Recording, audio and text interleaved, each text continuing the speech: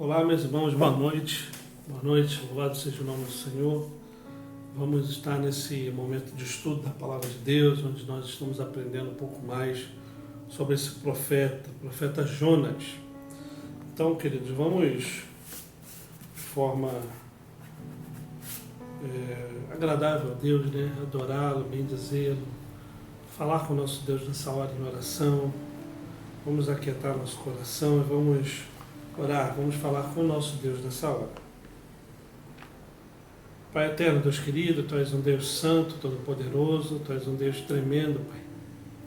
Pai eterno, em nome de Jesus, nós queremos Te adorar, bendizer o Teu santo nome, queremos dar toda a honra, glória e louvor, ó Pai, somente ao Senhor, que é digno de tudo isso.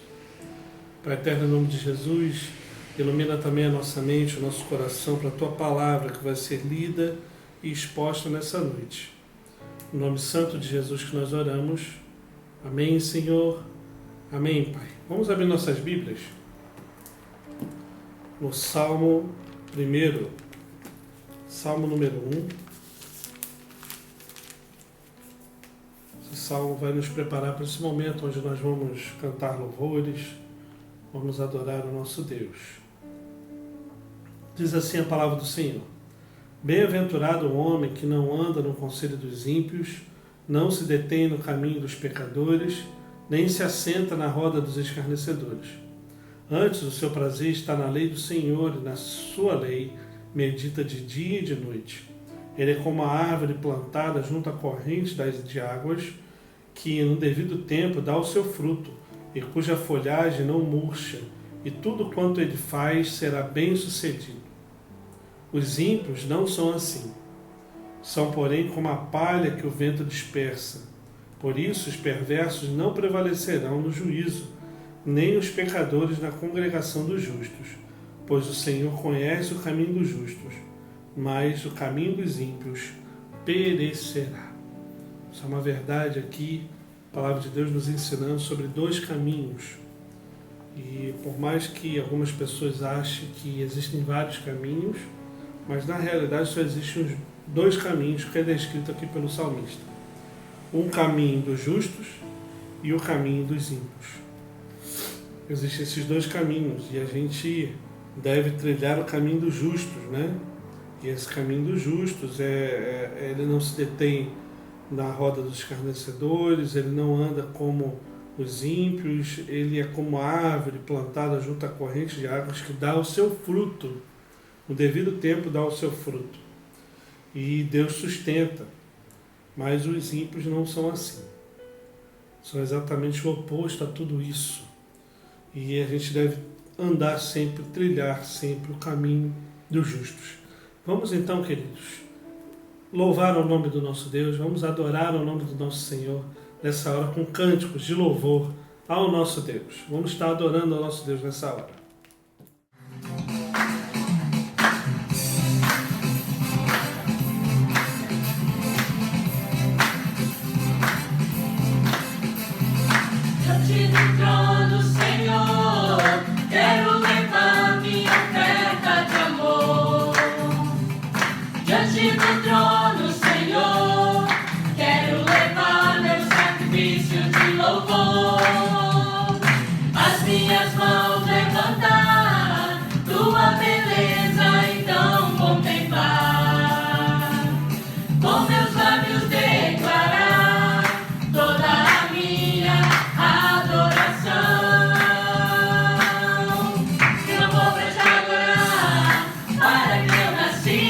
Se não for pra te servir,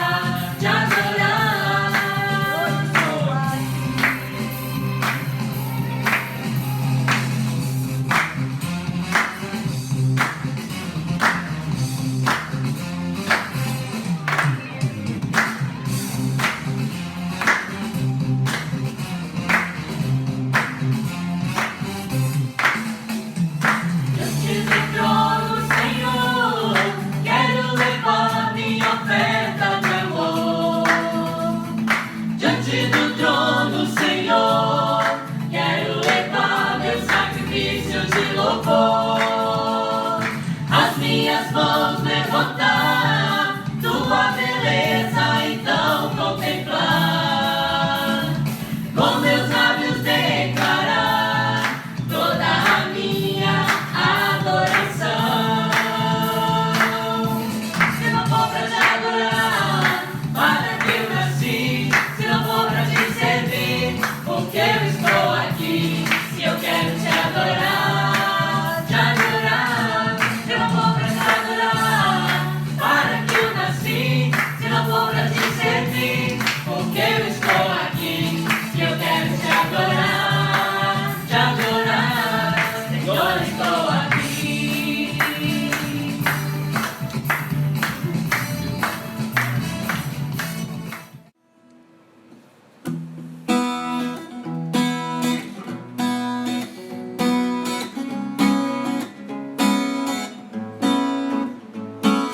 Eu te agradeço, Deus, por se lembrar de mim e pelo teu favor é o que me faz crescer. Eu vivo pela fé e não vacilo, eu não paro, eu não desisto. Eu sou de Deus, eu sou de Cristo. Você mudou a minha história e fez o que ninguém podia imaginar. Você acreditou e isso é tudo. Só vivo pra você. Não sou do mundo, não. A honra, a glória, a força e o louvor a Deus e o levantar das minhas mãos é pra dizer que te pertenço, Deus.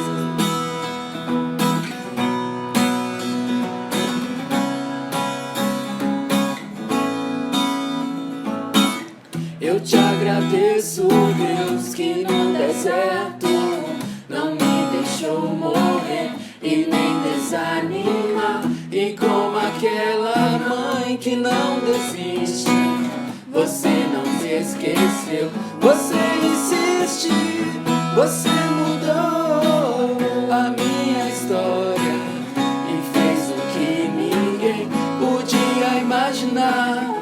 Você acreditou e isso é tudo. Só vivo pra você. Não sou do mundo, não. A honra, a glória, a força e o louvor a Deus e o levantar das minhas mãos é pra dizer que te pertenço, Deus.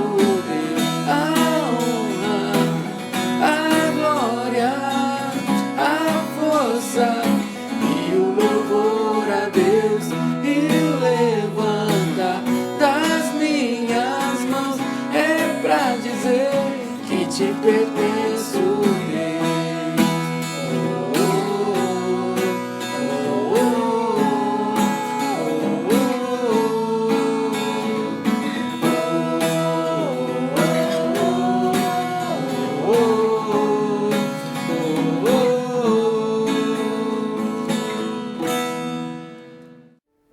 Já cantamos louvores ao nosso Deus, já lemos a sua palavra. Vamos então abrir nossas Bíblias no livro do profeta Jonas. Jonas capítulo 1, do verso 1 ao verso 3 da palavra de Deus. E nós vamos estar lendo esse parágrafo, essa perícope, né? Como eu já falei algumas vezes, na minha Bíblia aqui, por exemplo, a palavra veio, o V aqui está em negrito. Depois, o segundo negrito que a gente vê, está lá no mais, do verso 4. Então, essa perícope vem do verso 1 ao verso 3, o parágrafo desse livro. O primeiro parágrafo é do verso 1 até o verso 3 todo. E aí, do verso 4 até o verso 6 é um outro parágrafo. Do verso 7 até o verso 16 é um outro parágrafo, e assim por diante, né? A gente vai ler esse primeiro parágrafo aqui, para a gente entender um pouquinho dessa carta, desse livro, de tudo isso que está acontecendo aqui com o profeta Jonas, com Nínive e tudo mais. Jonas capítulo 1, do verso 1 ao verso 3. Diz assim a palavra do Senhor: Veio a palavra do Senhor a Jonas, filho de Amitai, dizendo: Dispõe-te, vai à grande cidade de Nínive e clama contra ela, porque a sua malícia subiu até mim. Jonas se dispôs, mas para fugir da presença do Senhor, para Tarsis. E tendo descido a Jope, achou um navio que ia para Tarsis, pagou, pois a sua passagem, e embarcou nele para ir com eles para Tarsis, para longe da presença do Senhor. Amém. Vamos orar mais uma vez, vamos colocar a nossa vida diante do Senhor. Pai Santo, Deus querido, Tu és um Deus maravilhoso, Pai. Tua palavra toca o nosso coração, Pai, e em nome de Jesus, que a Tua palavra encontre terreno fértil em nossas vidas, ó Pai. E que ela frutifique, que ela cresça, que ela dê o fruto, Senhor, conforme o Salmo 1 diz. Pai eterno, em nome de Jesus, que nós consigamos absorver da Tua palavra a santa instrução vinda de Ti, Pai, para as nossas vidas. No nome santo de Jesus que nós oramos. Amém, Senhor. Amém, Pai. Então, queridos, como eu falei na semana passada, um pouquinho, a gente leu o primeiro capítulo aqui de Jonas para entender um pouco da história, de tudo isso que esse profeta viveu, e a gente vai estar aprendendo agora por partes aqui. A gente vai ler textos desse tamanho, outros trechos maiores também, e fato é que quando a gente lê a história do profeta Jonas, a gente percebe que, na verdade, Jonas foi o primeiro missionário transcultural vocacionado por Deus, pelo menos que está relatado na palavra de Deus. Isso é uma realidade, porque os outros profetas geralmente falavam com o próprio povo de Deus e para o povo. Jonas não, ele foi vocacionado a pregar a um povo pagão, um povo ímpio. O verso aqui, 1, 2 e 3, vai falar exatamente isso. A cidade de Nínive não fazia parte do povo judeu, não era do povo do Senhor, mas aprove ao Senhor em enviar o profeta dele para aquele local. Então ele foi o primeiro missionário transcultural. Então, quando a gente pensa na história do povo de Israel, a gente pensa, isso foi um grande problema até no Antigo Testamento, que o povo não entendeu muito bem isso. O povo, ele justamente deveria viver a vida de tal forma que os outros povos, ao olhar a vida deles, se convertessem ao Senhor. Esse era o intuito, um dos intuitos do povo de Deus ali, o povo de Israel. Só que o povo não entendeu direito isso tudo. Durante toda a história do Antigo Testamento a gente vai ver essas questões. Então, Jonas aqui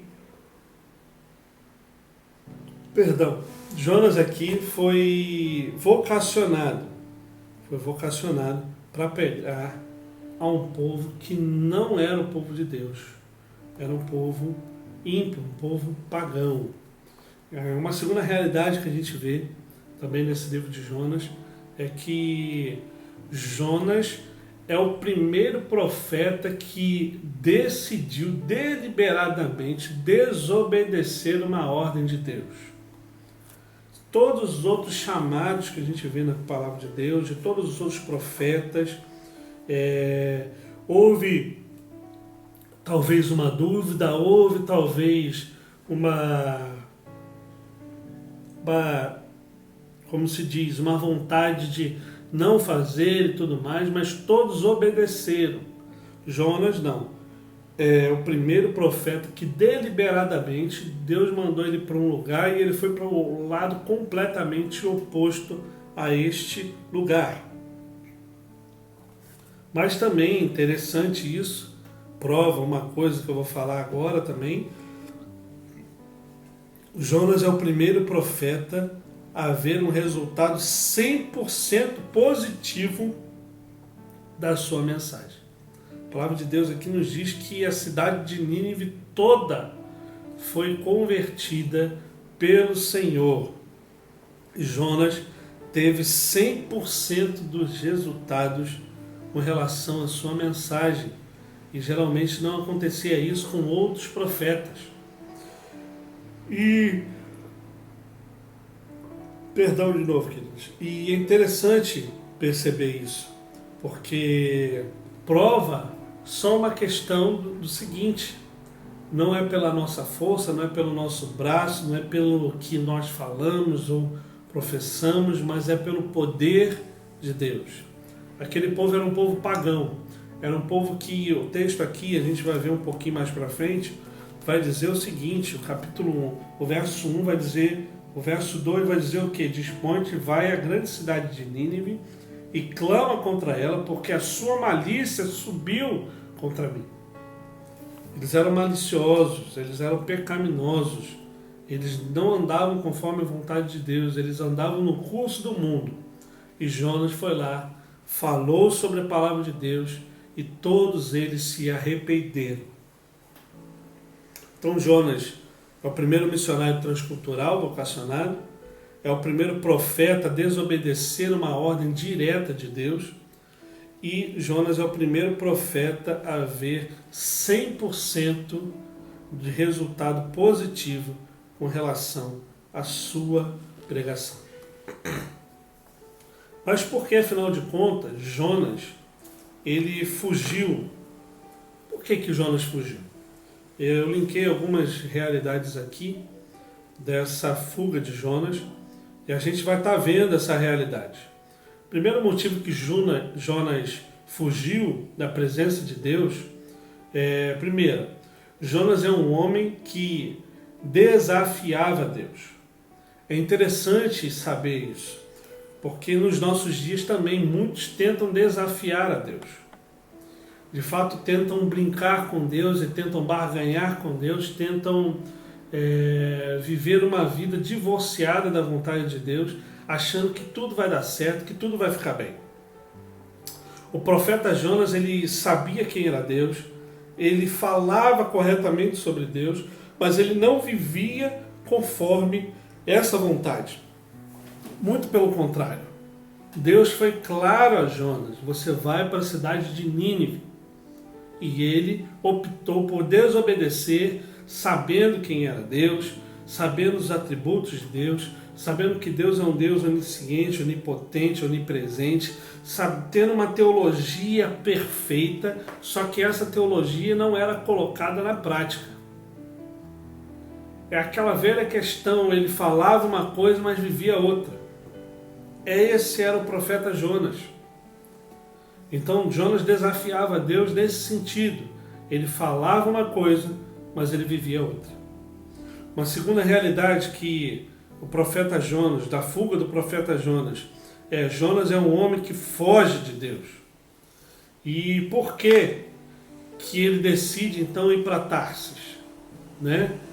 Primeiro, dentro dessa fuga, primeiro, Tarsis ficava no fim do mundo, segundo a concepção da época.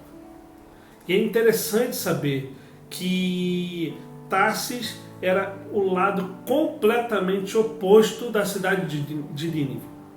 Nínive era de um lado e Tarsis era do outro lado, completamente diferente. E era tipo assim, o fim do mundo era em Tarsis. Então é para lá que eu vou me esconder de Deus. Segunda realidade, Tarsis ficava num lugar onde a palavra de Deus não fora anunciada. Ou seja, de fato ele estava querendo fugir completamente de Deus. Tarsis não havia nenhum indício que a palavra de Deus tinha sido publicada ou falada alguma vez em Tarsis. Então, ele foge para lá justamente. Se lá nunca ninguém ouviu falar a palavra de Deus, então é para lá que eu vou, fugindo completamente de Deus. E meus irmãos, quando a gente pensa nisso, é uma realidade dos nossos dias também. Quantas pessoas conhecem de fato quem é Deus? Já ouviram a palavra de Deus? Vão à igreja?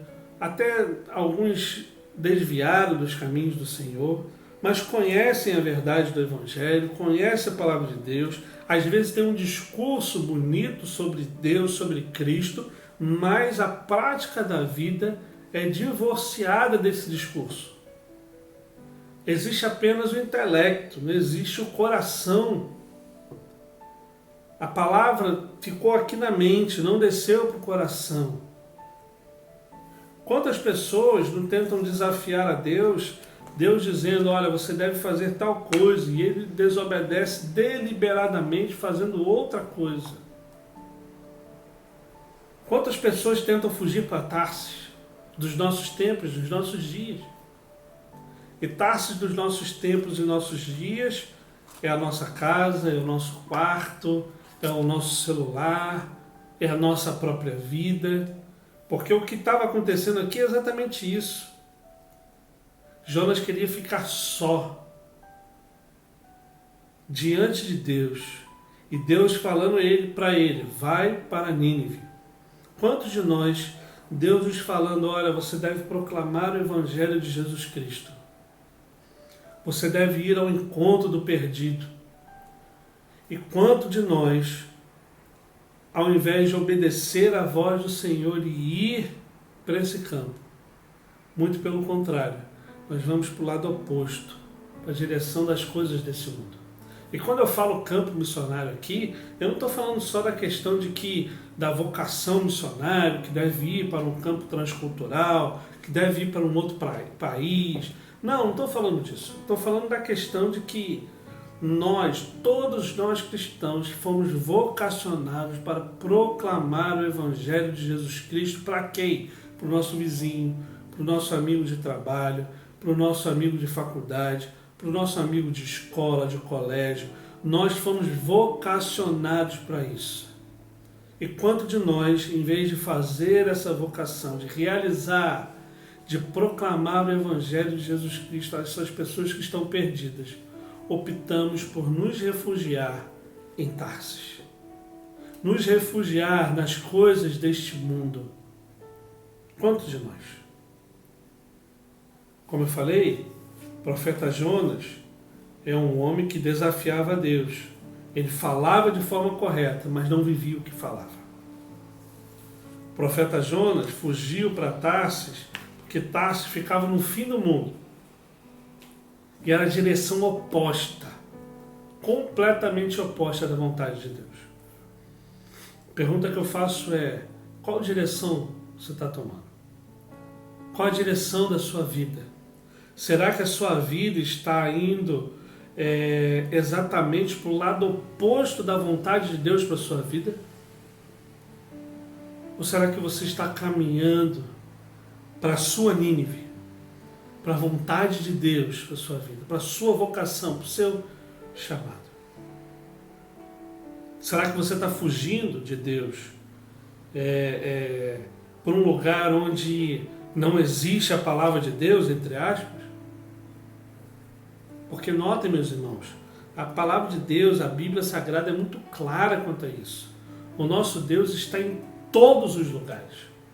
Não existe um lugar na face da terra onde Deus não esteja e não saiba o que os seus filhos estão fazendo e que toda a raça humana está fazendo. Deus é o doador da vida, Ele dá a vida para todo ser humano. E a gente precisa ficar atento a essa realidade. Então, pense nisso. Para onde você está indo? Você está indo para Nínive? Para onde é a vontade de Cristo, de Deus para a sua vida? Ou você está deliberadamente indo para Tarsis, tentando fugir da vontade de Deus para a sua vida? Mais para frente a gente vai ver o que acontece com aquelas pessoas que optam por desobedecer a Deus. O que acontece com elas? O livro de Jonas é claro, as crianças já até conhecem a história. Quando se desobedece à vontade de Deus, quando não escuta o chamado de Deus e não vai para o lugar correto, onde Deus quer que a gente esteja, a tempestade chega, nós paramos no ventre do peixe e nós, querendo ou não querendo, faremos a vontade de Deus. É isso que nós precisamos estar atentos. Essa é a realidade. E quais foram as razões, então, que Jonas, fugir de Deus? Primeira razão para Jonas fugir de Deus. Jonas fugiu porque conhecia a cidade de Nínive. A cidade de Nínive, na época, como a gente leu aqui no verso 2, a sua malícia subiu até Deus. Era considerado um grande centro da raça humana na época de Jonas. Quem conhece a história de Sodoma e Gomorra, a cidade que foi queimada por causa dos muitos pecados daquele povo, era mais ou menos isso. Nínive era uma cidade que estava envolta em prostituições, em guerras, em malícias, no pecado, e etc. E etc, e etc. Era comparado a Sodoma e Gomorra da sua época, da época de Jonas. Esse era o motivo que Jonas não queria ir para lá. Um segundo motivo, Jonas fugiu porque conhecia bem a Deus. Como assim conhecia bem a Deus? Ele sabia o coração de Deus. Jonas não queria que nenhuma pessoa de Nínive fosse salva. E ele sabia que Deus tem poder para salvar. Mas ele não queria que ninguém ali fosse salvo. Jonas fugiu porque se recusou a rever, terceiro ponto, Jonas fugiu porque se recusou a rever a sua teologia. O que isso quer dizer? Como eu falei antes, Deus nunca tinha enviado um profeta aos gentios. Então, na concepção do profeta Jonas, ele só deveria pregar o evangelho para aquelas pessoas ali do povo dos judeus, porque somente o povo judeu é o escolhido de Deus e mais nenhum povo. Então todos os outros povos deveriam ser exterminados, já acabou. A teologia dele era essa. Ele não queria rever isso. Ele não estava, na verdade, mais ou menos acreditando que, poxa, Deus está me enviando para o povo de Nínive, mas o povo de Nínive devia ser consumido, de tão ruim que eles são. Era um povo terrível. E aí, para a gente concluir, a gente vai ver quais são as razões de Deus para enviar o profeta Jonas até Nínive. Quais foram as razões de Deus? Por que Deus, então, para esse povo tão malicioso, como ele diz aqui, por que ele enviou o profeta dele? Primeiro, porque a malícia de Nínive tinha chegado até o céu. O cálice da ira de Deus estava transbordando, diz alguns comentaristas. Deus estava irado contra o povo de Nínive por causa da sua malícia, por causa do seu pecado, e ele envia esse profeta para anunciar as boas novas de salvação para aquele povo. E é isso, a malícia havia subido. E a mensagem do profeta era o seguinte: arrepender e viver. Olha só a mensagem do profeta, era mais ou menos essa.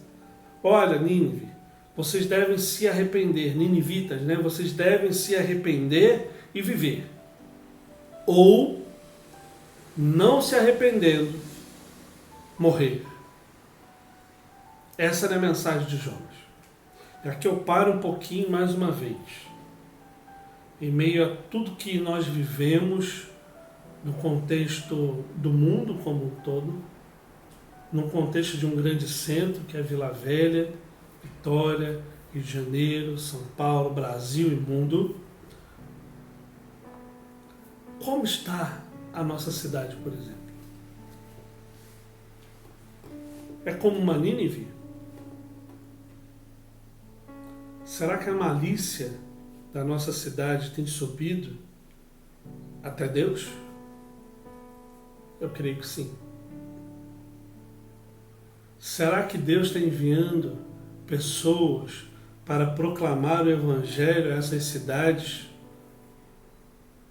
Creio que sim. Será que essas pessoas estão indo? Muitos sim, mas não são todos que estão indo. Uma reflexão que nós precisamos ter. A mensagem é: se arrependa e vive, ou não se arrependa e morra. A mensagem do Evangelho é exatamente essa, queridos.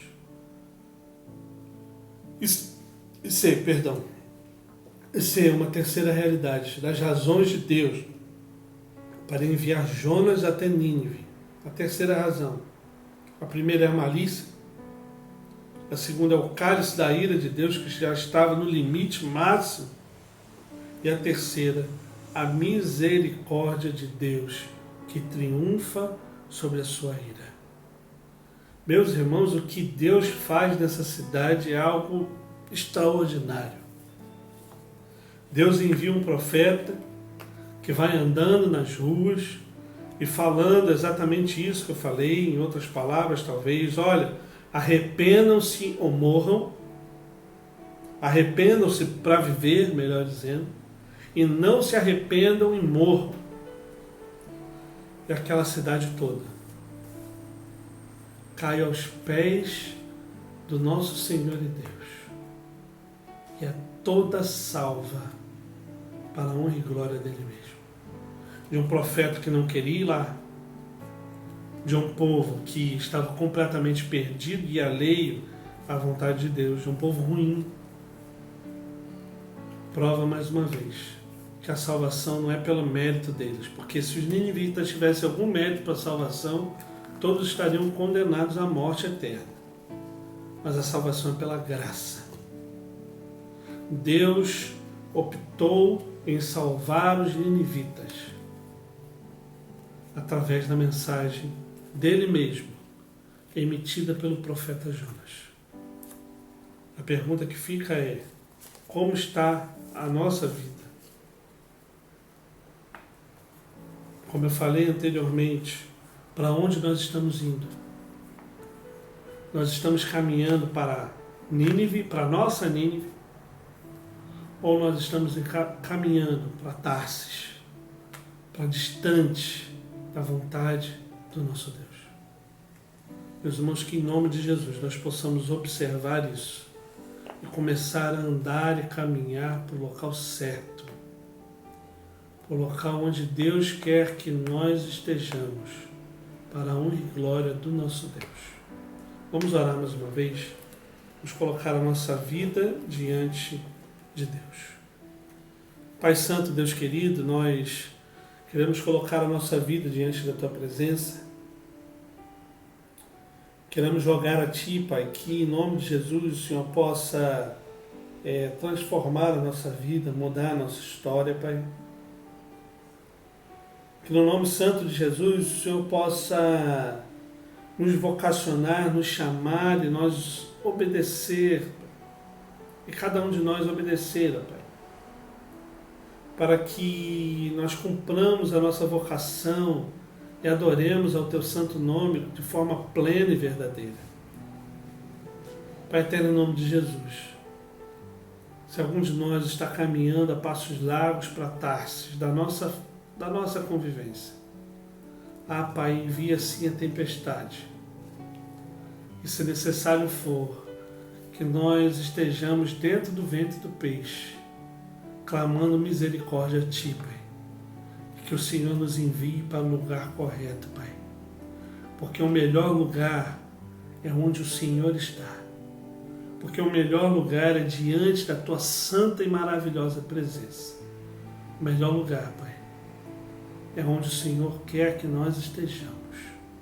Pai eterno, fica conosco, no nome santo do nosso Senhor e Salvador Jesus Cristo.